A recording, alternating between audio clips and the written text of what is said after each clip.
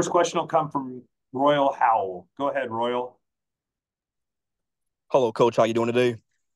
Good. Coach, I just wanted to touch on your matchup with UNC. What have you noticed defensively from the Hills during their 10-game win streak, 5 coming on the road? What have you noticed defensively from the Hills? Um, they force you to score over them. I think that they do a great job. They do a great job in ball screens. They do a great job in getting back in transition. I think, and this is my first time seeing him and watching a lot of them on film, and I'll be interested to see him in person. But I don't think Baycott get enough credit for the way he moves. I think he moves pretty good. I mean, I just left the NBA, and it's like a lot of guys his size, quite frankly, they stiffs. He knows how to move. He knows how to maneuver.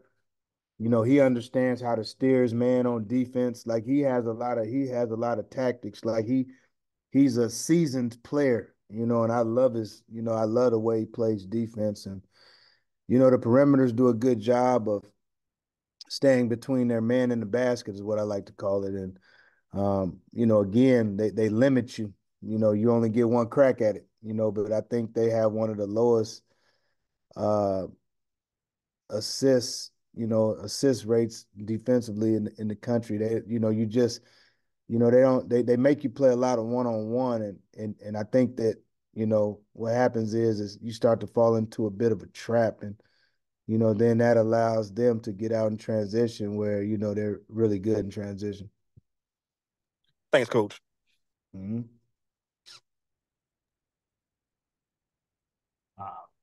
If you have a question for Damon, use the raise hand tool. Damon, one question that was sent to me was about Baidongo. If you could just talk about, obviously there's been some ups and downs throughout the season, but he's been really consistent lately. He's given you a good presence. What have you seen from him of late during the ACC season? Bai is he's growing each game, each practice. He's figuring it out, and he's trying to learn how to lead. And it's fun kind of watching his growth as he goes along. A lot of people don't even understand he didn't even start last year on his high school team. So a lot of things that he's doing, this is the first time he's been in this position. From the first day I seen him, I knew he was a special talent, and now it's just a matter of him just being a student of the game. And the best thing about him is he's coachable, and he's a willing learner, and he asks for help. And each and every day he comes in, you can see that by his performance on the floor, and then what I like to call the classroom. Go next to Josh Graham. Go ahead, Josh. Coach, going back to the Carolina scout, when you look at Harrison Ingram's game, all the things he's able to do, what most impresses you about his game? I'll say this. I don't because to me as that fourth, fifth starter, he might not get the press, but what I say, he gets lost in a lot of little things that teams need, and that's winning 50-50 balls, that's making an open shot when needed, that's guarding. That's just knowing where to be on the floor. He has a great feel and an IQ for the game. And for me, that's what I see. He allows the people that need to be great on that team to be great. And you don't have a lot of people that are willing to do that today. And he's willing to do that. And so I think the term I would use is it's not necessarily about his stats, and it's not necessarily about what he does great. I just think he's great in being a star in his role because he allows Davis to be Davis. He allows Baycott to be Baycott. He allows all the other guys to do the things he does. And when he gets his opportunity, to score the ball, he scores the ball. But rebounding, defending, all the rest of the things, he does a really good job for them. And I'll follow. You and Hubert obviously go back to the league. Any stories stand out going head to head with Hubert? No, I played with Hubert. So I competed against him, and I played with him. And I don't know. Listen, all you guys know Hubert on here. Hubert is a soft-spoken guy, really good man, uh, a faith-based man. The one thing about Hubert, um, and you didn't see this a lot in the NBA, and it's not a knock. I'm just saying, we played together. I think I was my second year. Hubert on the bus, Hubert read his Bible every single day. We on the road, way the game. Hubert read his Bible. He's always been the same. He's an even keeled man, and I'm happy for him. I'm happy for the success, that he's having up to this point. Obviously wasn't in college last year, but I know he took a lot of heat. Carolina not being the team that everybody wanted them to be, especially off of them going to the national championship game. But Hubert's done a great job. Such a good guy. Again, happy for his success. Thank you. Chad Bishop, go ahead, sir. Hey, Damon, does your message change to the guys today or tomorrow going into this one, or does it stay the same? The crazy thing about it is I have a weird team. I love my team, but I have a weird team. Because if you actually look at all the teams in the conference, we probably have some of the best victories of any of the teams. You know what I mean? It's not easy to go to Clemson and win. To beat Duke is not easy, and then we beat Mississippi State. We have some good victories, and the message going into tomorrow is strictly one thing for me is get back in transition. Again, Carolina's a team that can run off points in a hurry. And they have a guy that can really score the ball, shoot well, I played a long time ago, but I was like watching myself on the film, except the right-hand version, from college. But Davis is a really good player, can really score and knows how to get downhill and can score in a variety of ways. They just have, to me, transition is the key to the game. We have to get back and we got to sprint back because we can't have the mismatches. That's where they get you a lot of times. In transition, you're not sprinting back. You got bigs on the guards, you got the guards on the bigs, and then that's a recipe for disaster against them.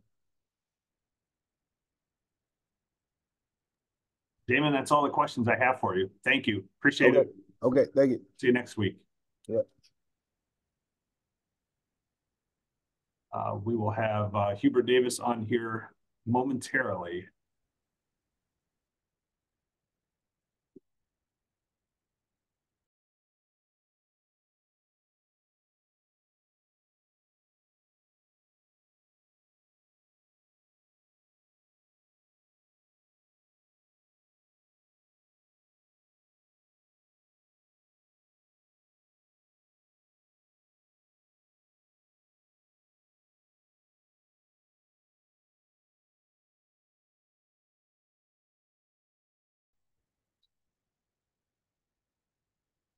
Okay. There he is. Good morning. Hey, good morning. Good to see you. Again, if you have a question for Hubert, just use the raise hand tool. And Hubert, your first question will come from Josh Graham. Okay. Hey, Hubert. Yeah. Hey. It seems rare to find a guy who has all the tools that Harrison seems to have. But you tell me, what makes him most different from guys you scout, from guys you recruit? I've never looked at it in comparison like that. I try to stay away from comparisons, but I can tell you why, for us, what we, have loved and what he brings to the table, from a basketball standpoint, just his versatility on both ends of the floor. I mean, he can guard because of his size and his athleticism. He can guard 1 through 5. Excellent rebounder on the offensive end. He can shoot threes. He can handle the ball. He can pass. He can post up. Um, he's a person that, when you need a bucket, whether he's shooting or somebody else, like he can get one or he can create one. And that's just such a bonus to be able to have that type of versatility and that on the floor. And then just his I'm telling you, Harrison's personality is just off the chart. Like when he steps into any room, any situation, his smile and his personality just light it up. And he brings laughter and joy to our team in a way that only Harrison can do it. And it's just I've loved him being here, and I love coaching him. To follow very quickly, Coach Stoudamire just a minute ago said that the one thing you could see from him on tape is his unselfishness. And you were talking about personality. All the things you're talking about personality wise and the unselfishness piece, is that something you can see while recruiting? Yeah, you can. I don't know. I don't think you can know fully until you're actually around him and spending time with him. And but when we were recruiting him, from a basketball standpoint, like we knew what we were looking for, and if we were able to get him, what we were going to get.